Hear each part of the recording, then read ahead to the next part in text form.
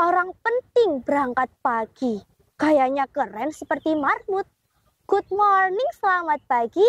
Jumpa lagi dengan Keyang Imut. Assalamualaikum warahmatullahi wabarakatuh. Selamat pagi, salam sejahtera, Om Swastiastu, Namo Buddhaya, salam kebajikan.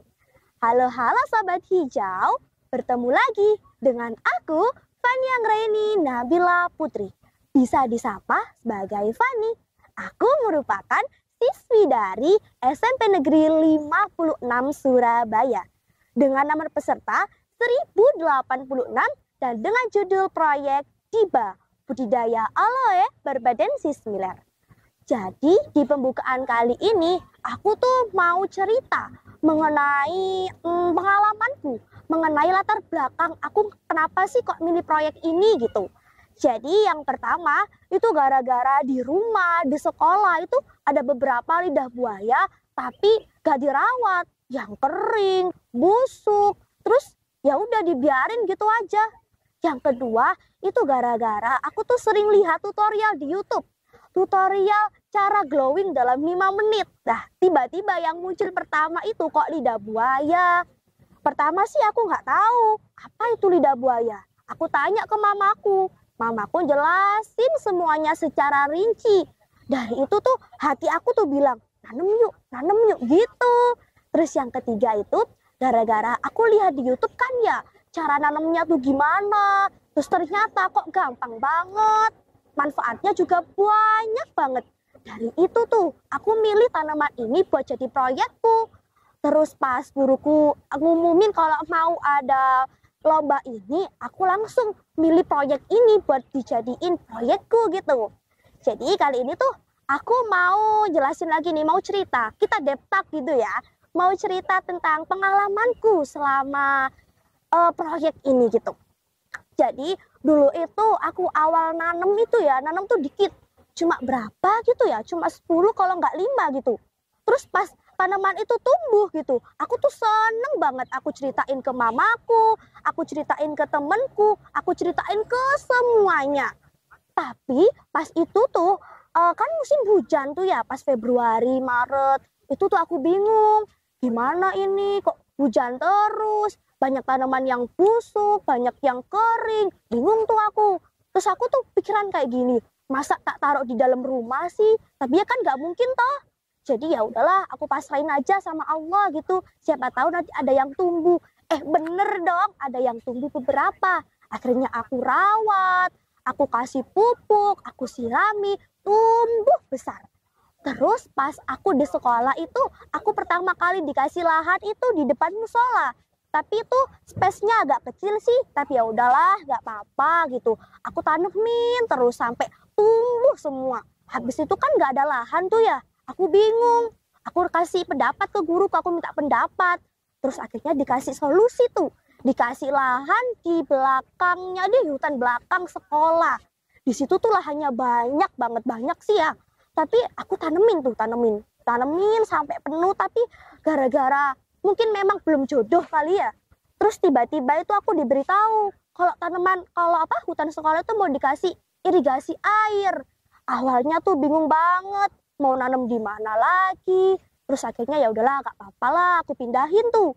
Aku pindahin di depan musola, di rumah, aku penuhin semua. Tetapi ada beberapa yang belum aku pindah. Keburu udah diratain semua. Awalnya sih sedih ya, tapi ya mau gimana lagi, udah nasib. Ya udah, habis itu aku penuhin semua. Pas seleksi keberapa tuh ya? Seleksi ketiga kalau nggak salah. Itu tuh aku dikasih lahan banyak banget di greenhouse, di depan greenhouse. Aku tuh langsung kayak aduh seneng banget gitu, kayak salting banget gitu. Terus akhirnya aku rawat. Pertama sih ya tuh nggak kerawat banget, kan udah bertahun-tahun gak ada yang rawat, bertahun-tahun dibiarin. Ya udah aku rawat, aku bersihin, aku sapu, akhirnya bersih lagi. Terus aku tanemin pakai tanamanku semuanya di depan musola, di depan greenhouse, di rumah juga ada gitu, banyak banget. Terus ini aku ada lagi cerita. Kan mamaku tuh punya temen ya. Temen mamaku tuh tanya kayak, "Oh, anakmu tuh minta gini, ikut gini." Namanya orang tua kan juga pastinya gosip gitu ya, gosip. Ternyata aku tuh dikasih tanaman banyak banget. Di situ tuh aku bener-bener bersyukur, dikasih banyak pokoknya lah, dikasih tanaman juga, dikasih kampung binaan juga. Di situ wah langsung tuh seneng banget. Terus tak berhenti di situ juga, aku juga bikin produk. Aku tuh bikin produk ini guys, bikin sampo Diba. Ini tuh aku bikinnya dulu itu pertama tuh coba-coba.